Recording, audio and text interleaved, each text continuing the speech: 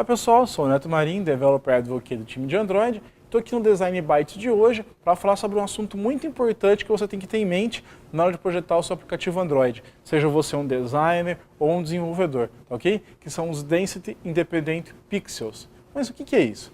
Bom, a tela dos dispositivos Android elas possuem diferentes densidades de pixels, né? Que a gente mede isso em pontos por polegada, tá? Dots per inch, daí a abreviação DPI. Né? Ou seja, quantos pixels estão próximos um dos outros ali. No exemplo, tem aí 4 imagens, vocês estão vendo na letra A, em diferentes DPIs. Então a gente pode perceber que quanto mais DPI, a imagem fica melhor, porque eu tenho mais pixels ali, mais pontos formando essa imagem, mais próximos um do outro, e aí a imagem fica com uma aparência melhor, tá ok? Bom, mas vamos tentar simplificar um pouco, né? As telas dos dispositivos Android, elas foram agrupadas em grupos lógicos, tá bom? Que a gente chama de densidade lógica de pixels, ou do inglês Logical Pixel Densities. Nesse caso, a gente deu alguns, tem inclusive uns nomes amigáveis. Vamos ver na tabela aí, eu tenho, por exemplo, 160 dpi, né? A gente chama de MDPI. E essa é a densidade básica, tá? O que você vai usar de base para calcular as demais densidades, o tamanho das suas imagens, por exemplo. Então a gente tem aí, por exemplo, 240 dpi, que o nome amigável é conhecido como HDPI. E a escala é 1,5 vezes o MDPI.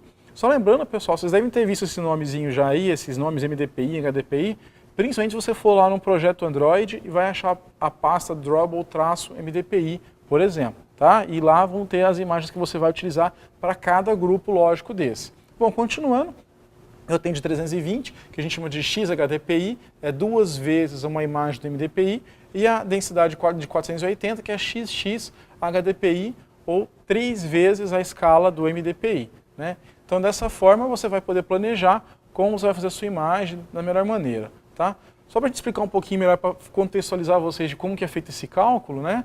O Density Independent Pixels, ou abreviado como DP, ou também DIP, vocês podem encontrar em algum lugar, é uma unidade virtual de pixel, equivalente a 1 pixel físico em uma tela de 160 dpi. Né? Lembrando que eu já disse, a MDPI é a densidade básica para você fazer suas contas. Tá? E aí, ele é redimensionado proporcionalmente para telas maiores ou menores. Tá? Vamos dar um exemplo aqui, tem um tablet e um telefone, por exemplo, onde eu quero pôr 200 dp. Né? E quero saber quanto que isso vai ocupar de pixel nessa tela.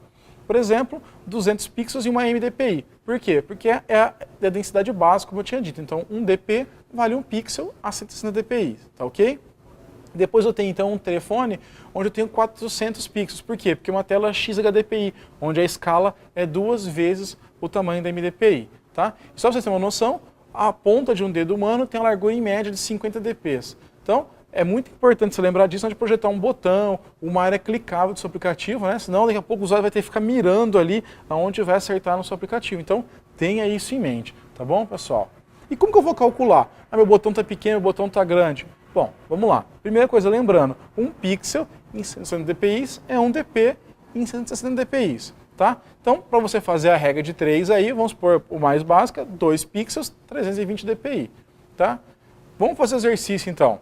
Eu tenho aqui o Nexus 7 da nova versão, né, onde eu tenho uma tela de 7 polegadas, ela é da resolução XHDPI, então lembrando, ela é 2 vezes a resolução do MDPI, tá bom? E em pixel ela tem 1920 por 1200. Pegou sua calculadora, fez a conta de cabeça, é bom, vamos lá? A resposta aqui é 960 por 600 dpi. Então, entendeu como que diminui? Né? Porque ele está te dando a proporção, para que você não fique se preocupando em posicionar, porque que nesse fica nesse lugar, não. Você trabalha sempre com essa resolução virtual, que ele vai ser escalável para todas as outras resoluções aí, tá bom? E no ponto, isso a gente está falando para imagens, tá bom? E no caso para texto, a gente tem um negócio chamado Scale Independent Pixels, abreviados como SP. Também a gente vai partir da base de MDPI, tá bom? E ele é equivalente a 1 dp, né, a 100% da fonte em escala. Lembrando, pessoal, que o usuário, por questões de acessibilidade, ele pode mudar o tamanho global da fonte. Né? Então, cuidado na hora de você projetar, querer você aumentar o texto para usabilidade, não. Isso daí tem uma função do Android para acessibilidade e você vai trabalhar com SP, tá bom? Não esqueça disso.